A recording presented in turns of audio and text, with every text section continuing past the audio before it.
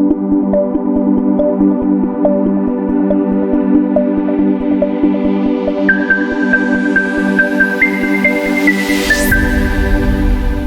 Morning students. तो आज हम पढ़ेंगे यूनिट 2 का लास्ट टॉपिक जो है ड्रग डिस्कवरी फेज। जब आप कोई ड्रग प्रॉब्लम को ठीक करने के लिए यूज़ करते हैं और आपकी प्रॉब्लम ठीक होने के बाद उसे यूज़ करना बंद कर देते हैं, तो क्या कभी आपने ये सोचा है कि कैसे कोई ड्रग कॉन्सेप्ट फॉर्म से बाहर आया है, किन स्टेप्स और प्रोसेस को फॉलो करने के बाद वो ड्रग के डोजेस फॉर्म में कन्वर्ट होकर आप तक पहुंचा है। आज हम बात करेंगे ऐसे ही टॉपिक की जिसमें हमें ये पता चलेगा कि ड्रग की डेवलपमेंट के लिए कौन कौन से स्टेप्स को फॉलो करना पड़ता है। तो बात करते हैं नॉर्मल स्टेज की। तो नॉर्मल स्टेज का मतलब है किन किन स्टेप्स को हम पॉज करेंगे तो ड्रग का डेवलपमेंट होगा।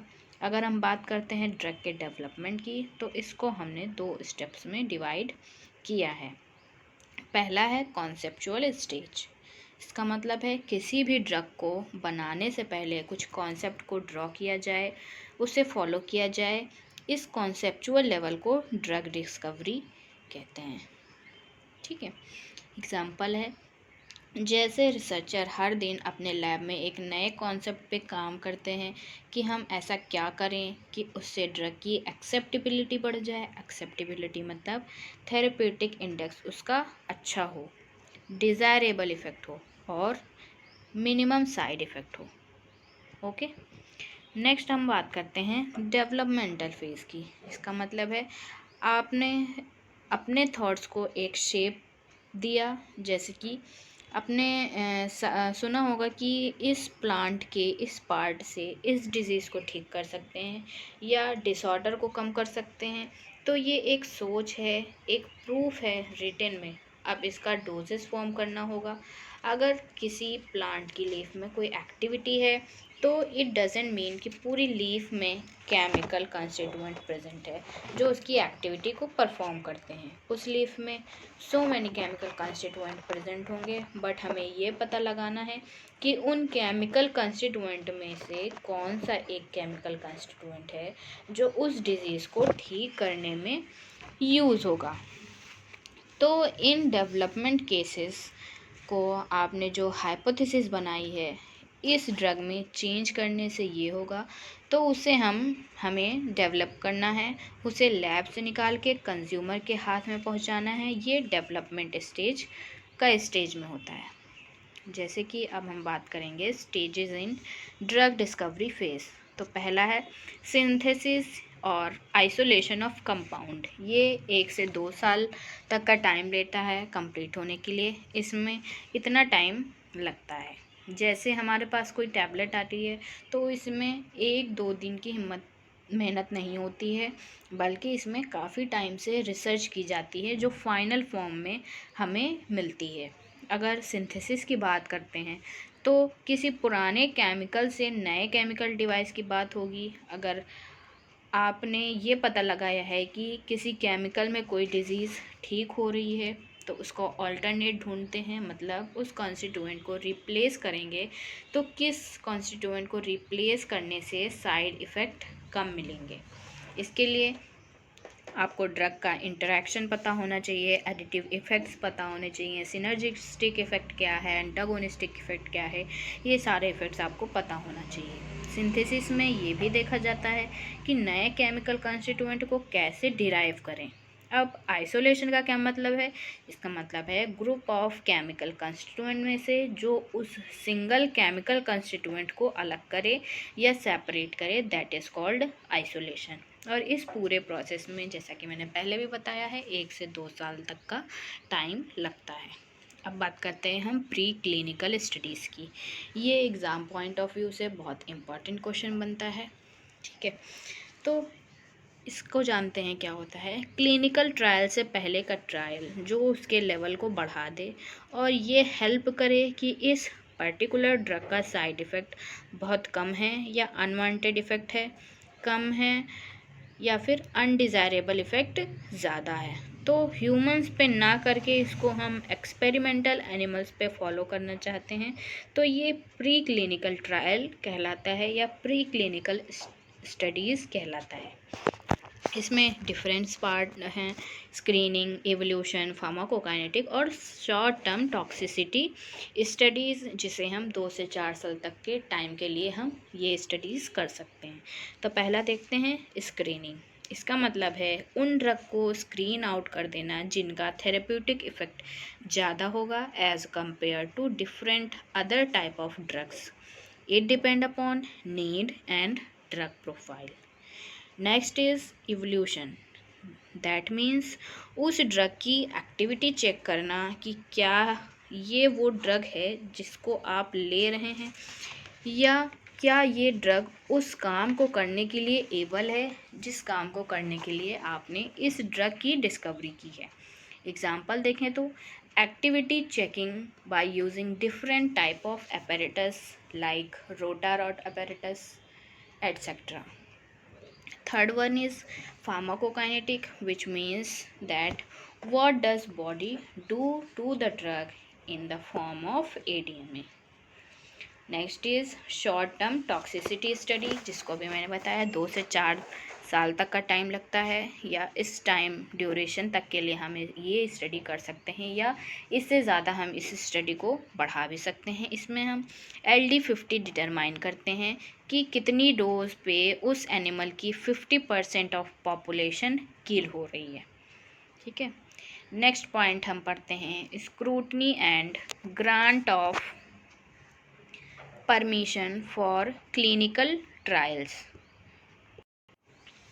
प्री क्लिनिकल स्टडीज़ का सेटिस्फैक्ट्री डाटा मिलने के बाद कि ड्रग की सेटिस्फाई या सेफ्टी मार्जिन थोड़ी ज़्यादा है और आगे जाके उसको फॉरवर्ड कर सकते हैं, तो इसके लिए अथॉरिटी से परमिशन मिलती है ऑन वॉलंटियर्स, कि वॉलंटियर्स पे हम कितने दिन तक कौन सा प्रैक्टिकल या कौन सा ट्रायल करना चाहते हैं, इसके लिए आपको परमिशन लेनी पड़ेगी अथॉरिटीज़ से, जिसमें आपको 6 मंथ तक का टाइम लग सकता है। 3 से 6 मंथ लग सकते हैं आपको ये परमिशन ग्रांट होने में। नेक्स्ट अब हम बात करते हैं क्लिनिकल ट्रायल्स की। ठीक है, तो ये 3 फेजेस में है। पहला है सेफ्टी स्टडी फेज़ 1, दूसरा है therapeutic study on low population phase 2, third is cohort study that is mixed study on large population. ठीक है, तो ये बहुत इम्पॉर्टेंट है कि किसी भी ड्रग को फॉर्म में लाने के लिए इसमें हम ये देखते हैं कि ड्रग कितना इफ़ेक्टिव है, क्या उसका साइड इफ़ेक्ट ज़्यादा है, क्या वो ड्रग कैपेबल है डिज़ीज़ को ठीक करने के लिए, और पॉपुलेशन को कैसे इफ़ेक्ट करेगा। इसमें हमने 3 फेजेस देखे, फेज़ 1, फेज़ 2, फेज़ 3, जो अपने अकॉर्डिंग अपना वर्क करते हैं। Next is pharmaceutical formulation. इसमें हम केमिकल्स का स्टैंडर्डाइजेशन करते हैं, उनका बायोलॉजिकल एक्शन देखते हैं, और इम्यूनोलॉजिकल कंपाउंड्स कैसे अपने एक्टिविटी शो करते हैं ये देखते हैं। इसको फॉर्मुलेशन में तैयार करने के लिए हमें 1 साल तक का टाइम लग सकता है। Next point is clinical studies. इसको फिर हमने फर्दर 3 क्लासेस में डिवाइड किया है, एक एक करके हम देखेंगे वो क्लिनिकल स्टडीज़ वाले टॉपिक में। यहाँ पे जनरली देख लेते हैं कि क्लिनिकल स्टडीज़ क्या है। फेज़ 1 में हम सेफ्टी स्टडी करते हैं, सेफ्टी पर्पस के लिए कैसे ये ड्रग काम कर सकती है। फेज़ 2 में हम थेरेप्यूटिक स्टडी देखते हैं कि थेरेप्यूटिक लेवल पे एक लो पॉपुलेशन के साथ ट्रायल करके हम चेक करते हैं कि जो है ड्रग फेज़ 2 में कैसे अपनी एक्टिविटी शो कर रही है। फेज़ 3 में हम कोहॉर्ट स्टडी या फिर इसको मिक्स्ड स्टडी भी कह सकते हैं, जो कि लार्ज पॉपुलेशन पे होती है। ठीक है, लॉन्ग टर्म एनिमल स्टडीज़ के लिए यहाँ पे 3 से 10 साल तक का टाइम दिया गया है कि ये स्टडीज़ लॉन्ग टर्म होती हैं, और इसमें 3 से 10 साल या उससे ज़्यादा साल भी लग सकते हैं। Next point is review and grant of marketing. इसमें 0.5 से 2 साल तक का वक्त लग सकता है, मतलब कि 6 महीने से 2 साल तक का भी वक्त लग सकता है। इससे पता चलता है कि एक्चुअल क्लिनिकल ट्रायल स्टडी करने के बाद हमें जो अप्रूवल मिलता है किसी ड्रग को मार्केट में लाने के लिए। ठीक है। Next point is post marketing surveillance after grant of drug in market. जब भी ड्रग मार्केट में पहुंच गया तो इसको बहुत कंज्यूमर्स यूज़ कर रहे होते हैं। उनके हिसाब से कोई ड्रग लॉन्च होने के बाद भी साइड इफ़ेक्ट दे रहा है, उसकी फिर स्टडी की जाती है और ज़्यादा साइड इफ़ेक्ट होने की वजह से उस ड्रग को मार्केट से विड्रॉ कर दिया जाता है।